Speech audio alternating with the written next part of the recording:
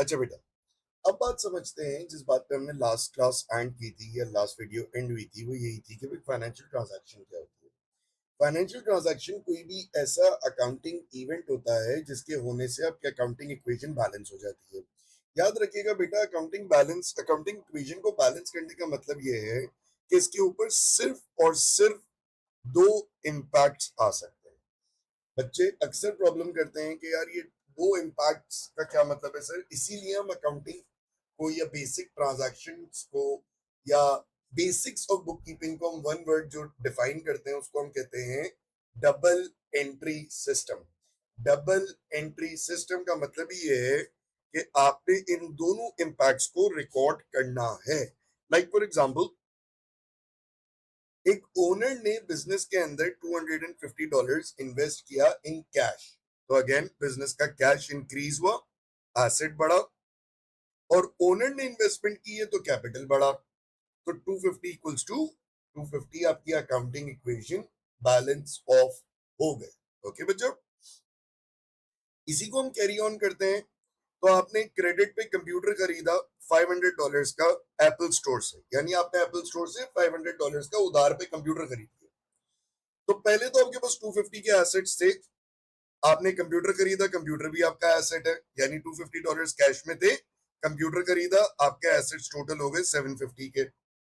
इसमें से 250 आपके थे और आपने उधार पे लिया तो 500 आपका उधार हो गया, तो आपकी अकाउंटिंग इक्वेशन बैलेंस हो गई 750 इक्वल्स टू 750 पे। ऑन दी अदर हैंड, अब ये सब होने के बाद आपने डिसाइड किया कि यार डिलीवरी के लिए वैन भी चाहिए, तो आपने एक वैन खरीद ली $350 की। उस वैन के लिए आपने कैश पे ऑफ कर दिया। अगेन वैन एसेट है, 750 का आपके पास ऑलरेडी था, 350 का आ गया, लेकिन आपने कैश पे ऑफ किया, कैश दे दिया, वैन ले ली, कैश दे दिया।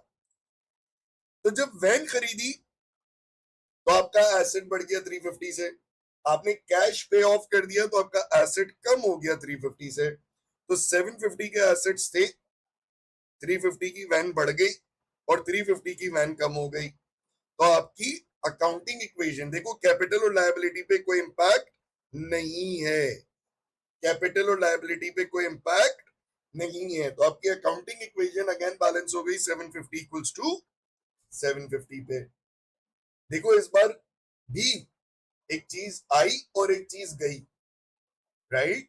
तो आपका एक एसेट आया और एक एसेट चला गया, तो दो इंपैक्ट हो गए, लेकिन आपकी अकाउंटिंग इक्वेशन पे बेसिकली कोई नंबर्स का इंपैक्ट नहीं आया, अकाउंटिंग इक्वेशन पे चेंजेस जरूर आए थे। क्या ये बात क्लियर है बेटा? तो यहाँ पे हमें एक बात समझ आ गई कि हर अकाउंटिंग के ट्रांजैक्शन के दो इंपैक्ट होते हैं।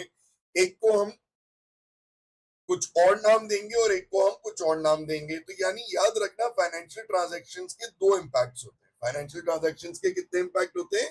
दो इंपैक्ट होते हैं। उन दोनों इंपैक्ट्स को हम अलग अलग नामों से पुकारते हैं। एक इंपैक्ट का हमने नाम रखा है डेबिट और एक इंपैक्ट का हमने नाम रखा है क्रेडिट। देखो बेटा, अलग अलग नाम दिए ही इसलिए हैं कि हमें पता चल सके, at the very first glance हम क्लासिफाई कर सके कि कौन सा वाला इंपैक्ट आया है। क्या ये बात क्लियर है बेटा? बस यहां से हम लोग अब अपनी नेक्स्ट वीडियो में आगे बढ़ेंगे। Do subscribe to the YouTube channel the socials of Trailblazer, which is powering all these videos, is over here. Please do like the pages on Facebook, do follow us on Instagram. If you have any queries, do DM on Facebook, Instagram, or on WhatsApp. Thank you so much. This is Sharyar with another informative video. Signing off. Take care. Allah Hafiz.